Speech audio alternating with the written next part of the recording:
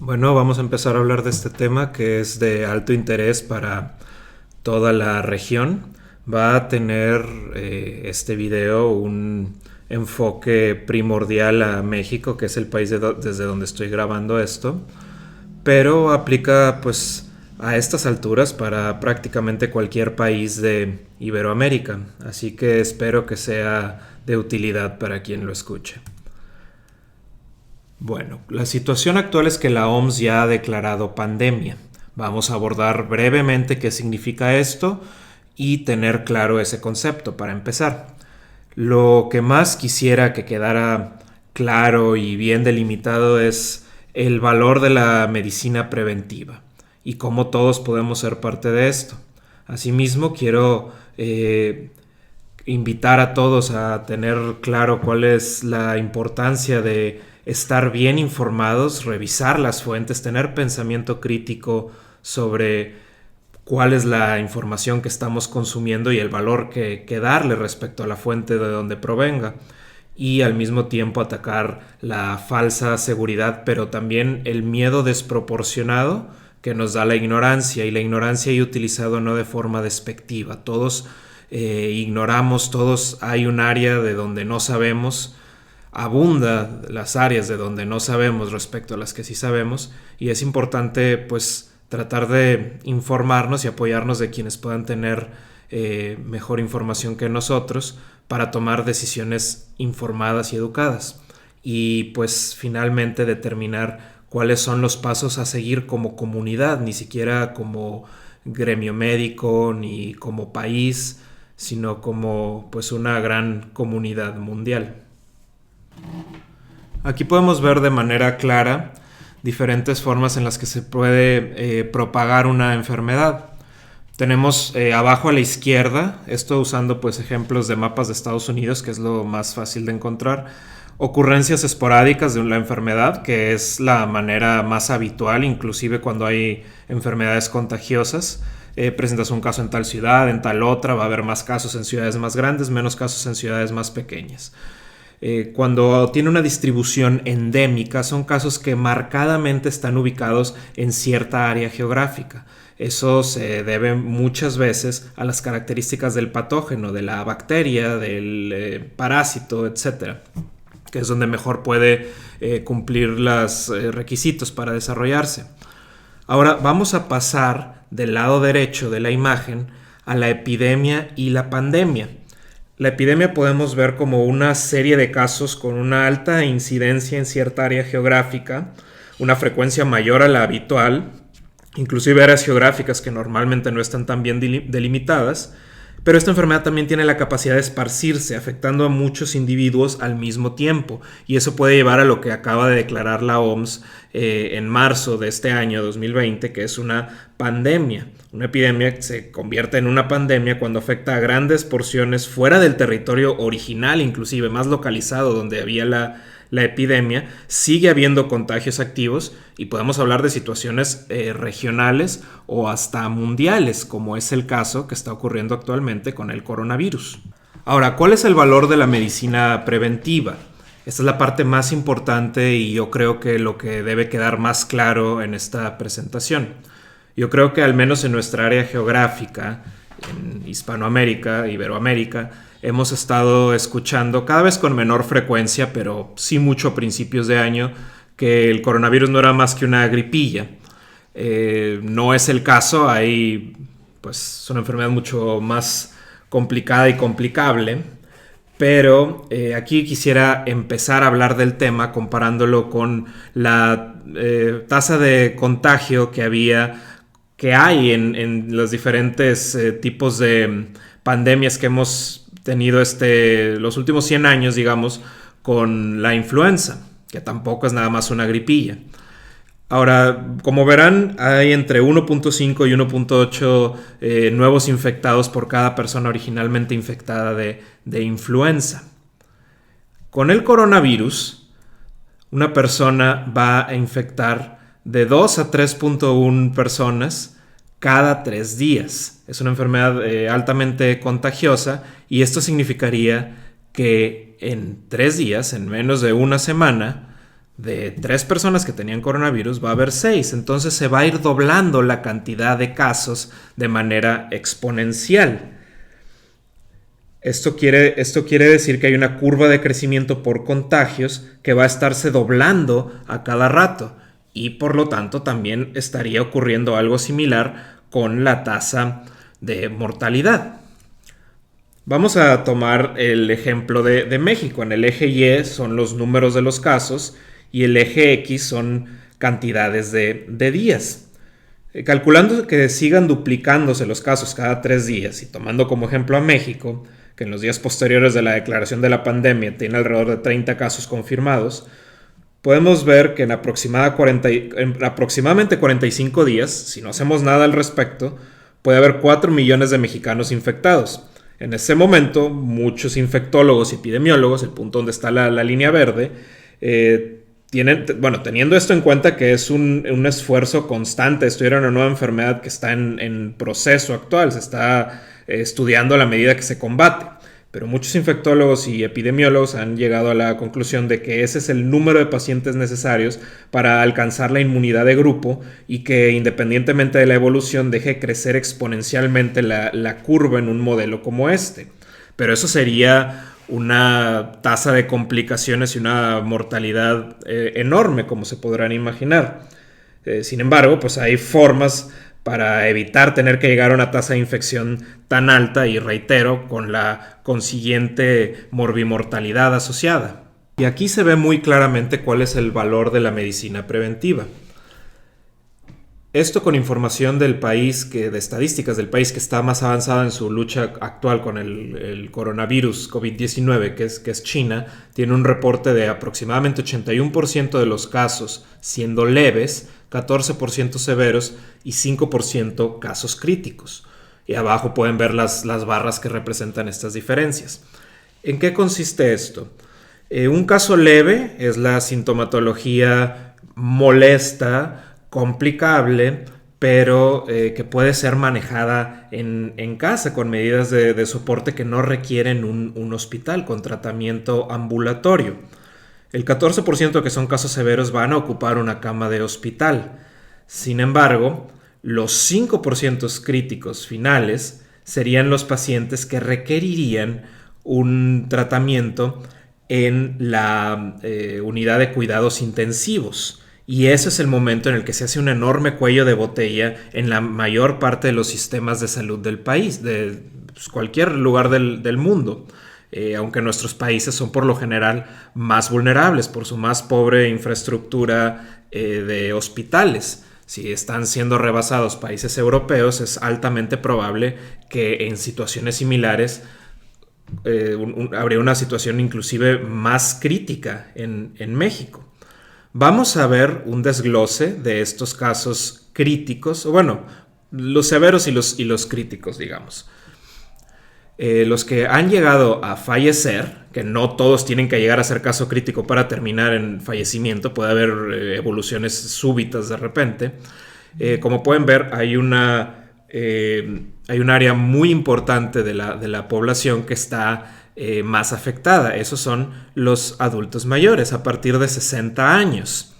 Entonces, uno puede pensar que esto va a ser solamente porque sean mayores a cierta edad, pero no es el caso. Es simplemente que hay una mayor tasa de vulnerabilidad en estos pacientes. Tienen menor reserva funcional, tienen mayor probabilidad de complicarse cuando les da la misma infección que le dio a una persona más joven, que por lo general es más sana. Eso no significa que una persona más joven que tenga diferentes tipos de problemas de salud no pudiera complicarse gravemente también.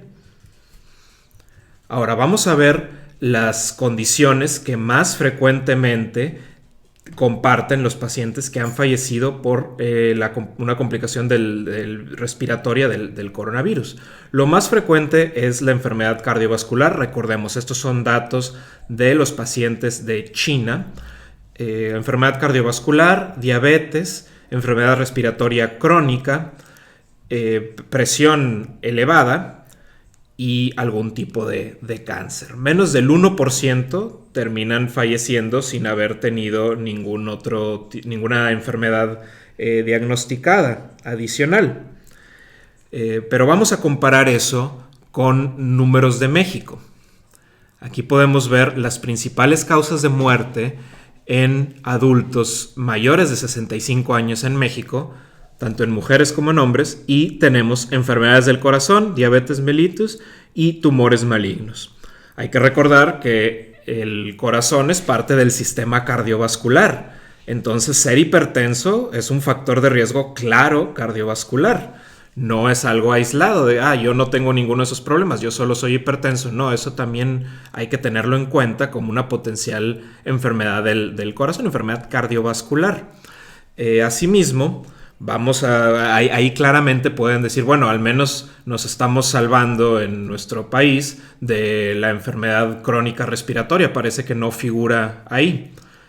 Bueno, antes de pasar a esto quisiera agregar, puede decir uno, bueno, estos son mayores de 65 años, pero las enfermedades del corazón empiezan a figurar entre las 3 primeras causas de muerte en los hombres a partir del grupo de 25 a 35 años de edad. Desde ese grupo etario ya tenemos a los problemas cardiovasculares como una de las 3 principales causas de fallecimiento. En cuanto a las mujeres, desde el mismo grupo de edad, desde 25 a 35 años, ya tenemos a los tumores malignos, al cáncer, como una de las 3 principales causas de fallecimiento. Entonces tampoco la libramos del todo bien ahí. Pasando a lo que les estaba diciendo, pueden estar pensando que pues, nos salvamos con la enfermedad crónica respiratoria. Sin embargo, a cualquier neumólogo que le pregunten puede decir que es el EPOC, al menos, la enfermedad pulmonar obstructiva crónica, una de las enfermedades más infradiagnosticadas en cualquier país. Este estudio que ven ahí no es Guadalajara, México, es Guadalajara, España, una ciudad, un pueblo mucho más pequeño que la segunda ciudad más habitada de México. Y cuando se hizo un estudio ahí, encontraron que había un infradiagnóstico del 73% de los pacientes con EPOC, hablando del sistema de salud español. Ahora vamos a pasar a la Guadalajara de México, que apenas el año pasado tuvo 252 días con mala calidad de aire en la escala IMECA. Y bueno, una foto de cómo estamos ahí. Entonces, no sale claramente ahí en los datos oficiales del INEGI, pero sabemos que al menos hay muchos más de los que tenemos registrados con enfermedades pulmonares crónicas. Entonces, pasando nuevamente el ejemplo mexicano, y si me están escuchando de otro lado, tengan en cuenta que todo esto es aplicable a sus países con menor o mayor similitud. Más o menos sabrán qué tan bien o qué tan mal equipados están sus países en cuanto al área médica.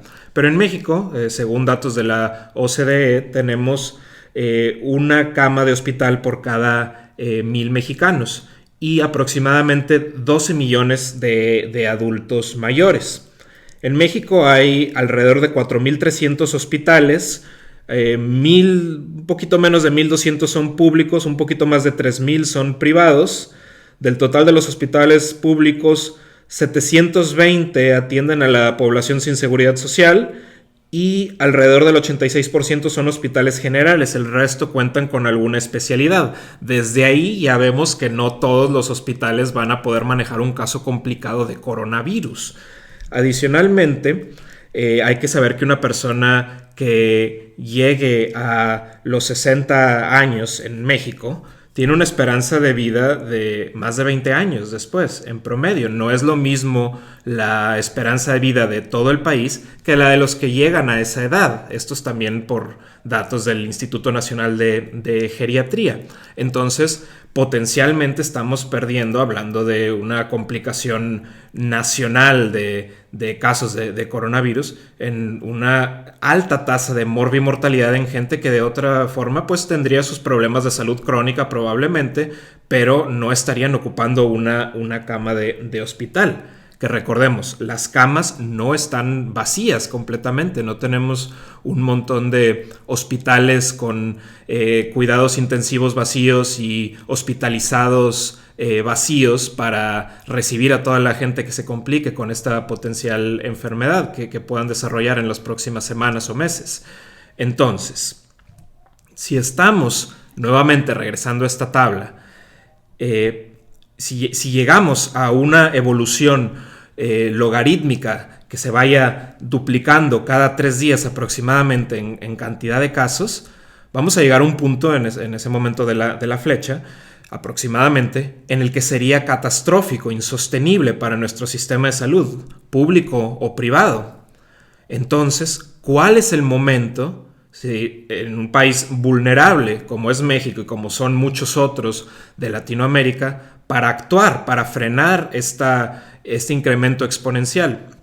Pues el momento es precisamente ahora, cuando las personas pueden sentirse más tranquilas o pueden estar pensando, no importa, todavía no está tan grave aquí, tal vez no se ponga como en China, ya si llega a haber un montón de contagios ya me empiezo a cuidar. No, porque en ese momento estaríamos empezando la acción cuando ya estemos al nivel de la flecha roja. Entonces, en ese momento ya va a ser demasiado tarde para evitar que crezca de manera catastrófica la tasa de contagios. Ahora, en nuestro país, al menos donde les estoy hablando, en México, tenemos situaciones en que pues los hospitales verdaderamente son muy deficientes, y no quiero hablar para nada del personal médico, ni enfermería, ni inclusive en muchos casos las personas administrativas, pero no hay suficiente material. Ahí están viendo pacientes que están en admisión continua en sillas, en el piso terriblemente en algunos casos, porque están saturados. Puede ser discutible que muchos de estos pacientes vayan a urgencias por situaciones que no son urgentes, pero también hay muchos que sí requieren atención y están recibiendo este trato tan deficiente, lamentablemente.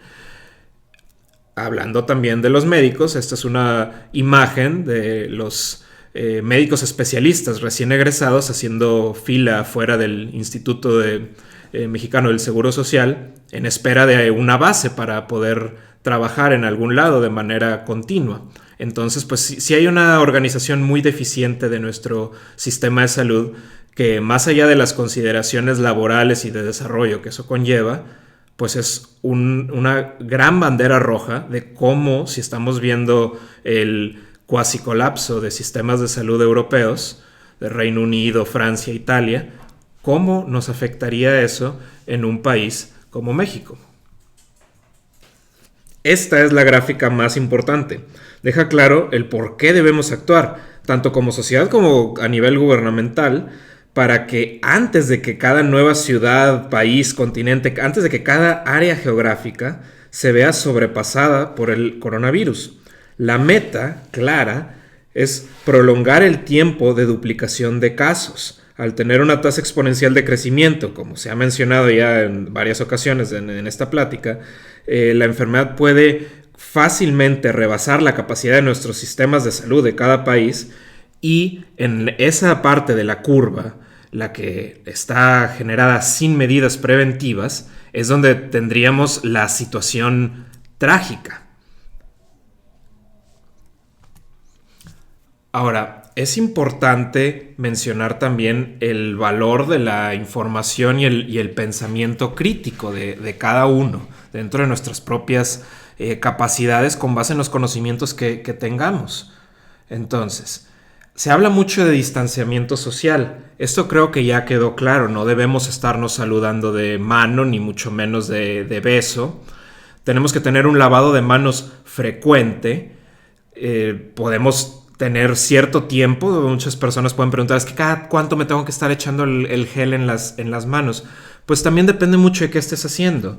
Si llegaste a tener que salir de casa por algo indispensable, pues ten en cuenta cuánto, pues, diferentes superficies estuviste tocando, y luego llegando a tocar el volante de tu automóvil o el asiento de adelante en el transporte público donde te estás moviendo. Entonces pues ahí tendrías que utilizarlo varias veces durante el traslado. Pero si no necesitas salir de casa, si no es absolutamente indispensable, deberías quedarte en casa.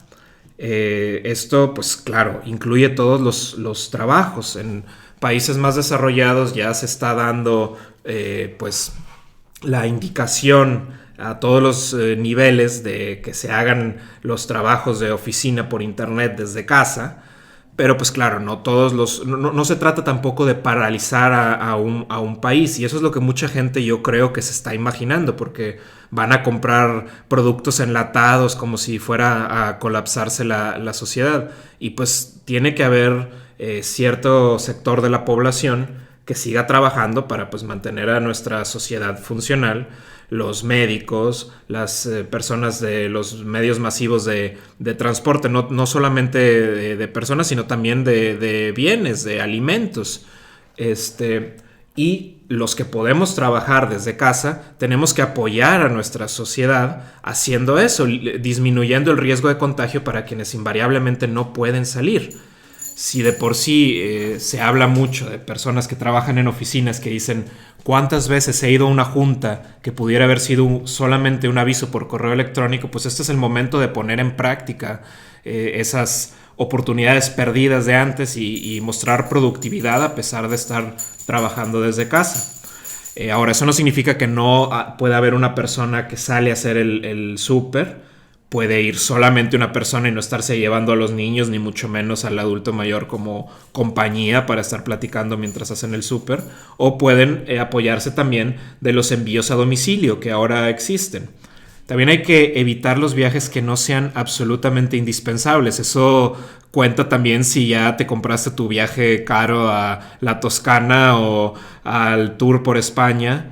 Y si por alguna razón decidiste ir o pensaste que era un riesgo menor el haber ido, pues procura definitivamente no salir de casa al regresar a tu país en Iberoamérica por al menos 2 a 3 semanas en lo que pudieses desarrollar los síntomas. Hablando más a fondo del distanciamiento social, hay que evitar ir a eventos masivos. Si tenemos un día libre o si afortunadamente se llegan a dar las indicaciones de estar en casa, trabajando desde casa, eso no significa que si tenemos un rato extra debemos aprovechar para ir al cine ni para ir a conciertos. Aquí al menos en México está por haber 2 conciertos masivos, el Pal Norte se llama uno y el otro es el Vive Latino en la Ciudad de México, que yo espero que todavía de último momento los cancelen porque sería una irresponsabilidad en este momento tan crucial de la lucha contra esta pandemia, juntar a un número tan importante de personas en un solo lugar. Pero bueno, si termina siendo la decisión de uno mismo, pues háganla responsablemente. Eso también incluye no acudir a edificios de oficina, universidades, escuelas, ni eventos deportivos. Piensen, por ejemplo, un niño que va a la escuela o va con el papá al evento deportivo, tiene el contagio, afortunadamente no desarrolla una enfermedad tan grave, pero luego se lo dejan a la abuela que lo cuide porque los papás están haciendo home office y no les deja concentrarse bien, y terminamos teniendo un contagio al adulto mayor que termina siendo más complicado. O sin ir tan lejos, pues el padre es muy activo, pero ya tuvo una vez un infarto o tiene algún otro problema de salud clásico en México como la diabetes, y pues va a enfrentarse a una lucha cuesta arriba si llega a presentar una de las versiones más complicadas de esta infección. Y hablando de las compras de pánico, pues evítenlas. Yo no creo que hay ningún momento para que la recomendación sea sí hacer compras de pánico, pero si tú te compras 500 geles para las manos y dejas a 30 familias sin la posibilidad de tener uno, pues eso no te va a curar ni va a proteger el coronavirus y toda tu sociedad tiene la infección. Entonces hay que ser coherentes. Compra lo que necesites como lo harías en cualquier momento, tal vez 1 o 2 botes más, pero no todo el bote de papel higiénico, no todo el bote de toallitas húmedas, no todo el bote de jabones, simplemente lo que vas a necesitar consumir tú. ¿Y por qué quiero meter esto del pensamiento crítico? Pues vean, esta es una captura de Twitter, de una cuenta de una mujer joven en la Ciudad de México, aparentemente una cuenta orgánica, una cuenta normal que está compartiendo tweets como cualquier persona, y comenta que hay una amiga de su madre, que además 5 personas de esa familia, que tienen coronavirus, que están en la Ciudad de México, que no están en la cuenta del gobierno. Su fuente es, créanme, lo acabo de escuchar y les estoy platicando ahora, y que tuvo que tranquilizar a su madre por alguna razón a cachetadas, con violencia física. Pero bueno, esa es la situación que nos está compartiendo, que tuvo 4.5 miles de retweets y 22.6 mil likes. Quiere decir que al menos 4.500 personas al menos volvieron a compartir este mensaje a su grupo de seguidores, o sea, amplificando la noticia. Y 2.2, casi 23 mil personas al menos le dejaron un like de agradecimiento, o sea, una marca de lo leí, gracias, o quiero tener esto registrado, o por alguna razón le habrán marcado ahí el like. No significa que no lo hayan podido leer más personas. Y pues parece una situación terrible, muy grave definitivamente, que pudiera cambiar la opinión general que tenga el público al respecto, sobre todo pues la respuesta que está teniendo el gobierno. Pero luego le pones buscar dentro de los otros tweets en la misma plataforma, los otros mensajes, y vemos lo siguiente. Aparentemente por todo México todos tienen una amiga de la madre que tiene otros 5 contagiados en la familia, y todos en México terriblemente están agarrando a golpes a sus madres porque están histéricas por la información.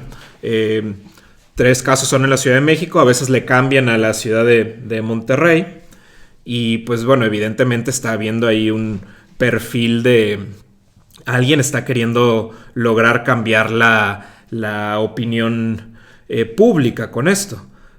Tiempo después, la cuenta original acusó a las demás personas que escribieron esto, que todos estaban haciendo la copia para minimizar, hacer parecer que ella estaba pues inventando la situación, pero pues sin ofrecer pruebas a final de cuentas de quién era esa persona ni quiénes eran los contagiados. Estos son pleitos de bots en Twitter, pero pues también tenemos a un senador de la República de Nuevo León que está acusando a un hospital privado y al sistema de salud de México que están ocultando casos de coronavirus.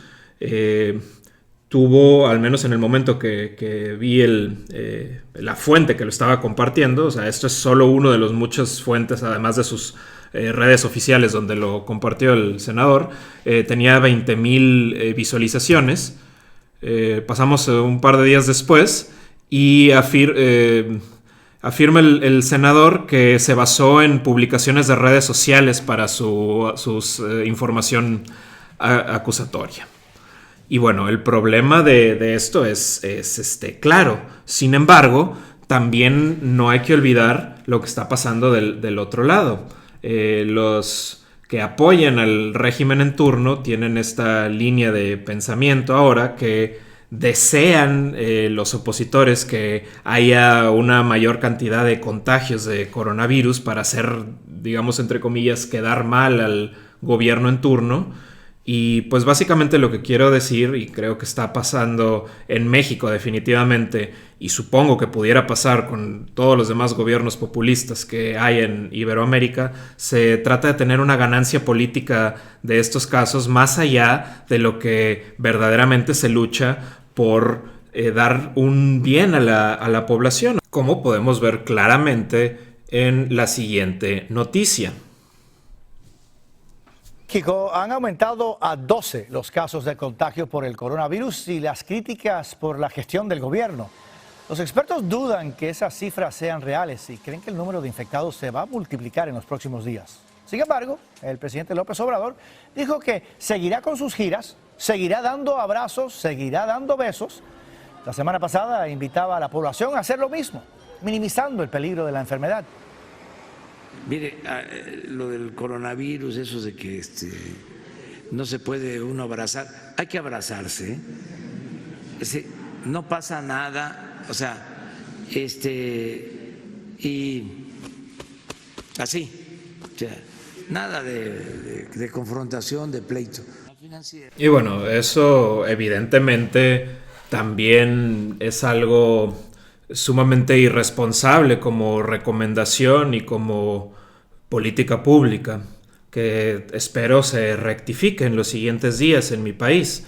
Sé que en Perú, por ejemplo, se está tomando ya medidas más concretas, de una forma más eficaz aparentemente que lo que estamos viendo aquí en México. Pero pues esto sí está estudiado bastante bien. Se han hecho estas simulaciones matemáticas del tipo de evolución que veríamos según la actitud que tuviera el público en general en una sociedad, y vemos lo siguiente. Como primera simulación vemos si todos estuvieran en libre movimiento, si no cambiáramos absolutamente nada, que es lo que veíamos en la primera tabla de líneas al principio, en el que habría que llegar a una tasa de infecciones altísima en los millones para llegar a la inmunidad de grupo y que empezara a disminuir la frecuencia de la enfermedad. Ahora esto, claro, conllevando una altísima tasa de morbimortalidad, de complicaciones graves y fallecimientos innecesarios. Ahora, si tuviéramos una cuarentena mal aplicada, o sea, no estamos hablando así de que sea obligada la gente a punta de pistola, pero que alguien diga, ¿sabes qué? Pues yo como quiera tengo mi partido de fútbol y voy a ir, o tengo... pues la jefa me está diciendo que es súper importante que nada más para ponernos de acuerdo si estemos yendo a la oficina un par de veces a la semana, o etcétera, pues disminuiría un poco, pero a final de cuentas estaríamos de manera exponencial aumentando los casos y pues las matemáticas no mienten, seguiría en aumento la curva. Si tuviéramos un distanciamiento moderado, que es, pues me voy a estar lavando las manos un montón, pero igual voy a estar yendo a la oficina, aunque pudiera trabajar en casa, pues habría un aumento pues muy comparable con una cuarentena mal aplicada, con gente igual yéndose de viaje porque ya tenía los boletos pagados. Y finalmente, esto es lo que buscamos, con un distanciamiento extenso, dejando trabajar solamente a las personas de manera normal, que sean indispensables para que, pues ahora sí, evitar el colapso de los servicios de nuestra sociedad, pues pudiéramos lograr esto y que pasáramos con un esfuerzo colectivo, pues sin necesidad de llegar a ninguno de los escenarios tan trágicos que vemos de otras formas. Así que, pues esto no es politiquería ni nada, es simplemente... pues ejemplos de simulaciones matemáticas que nos muestran la importancia de aplanar la curva. Y pues espero que este haya sido un video útil para ustedes. Compártanlo si sienten que puede ayudarle con las dudas a alguien más. Si hay algo que no les haya quedado claro y que quisieran preguntarme con toda confianza, háganlo abajo y trataré de responderles a todos. Y pues muchas gracias por su tiempo y por escucharme.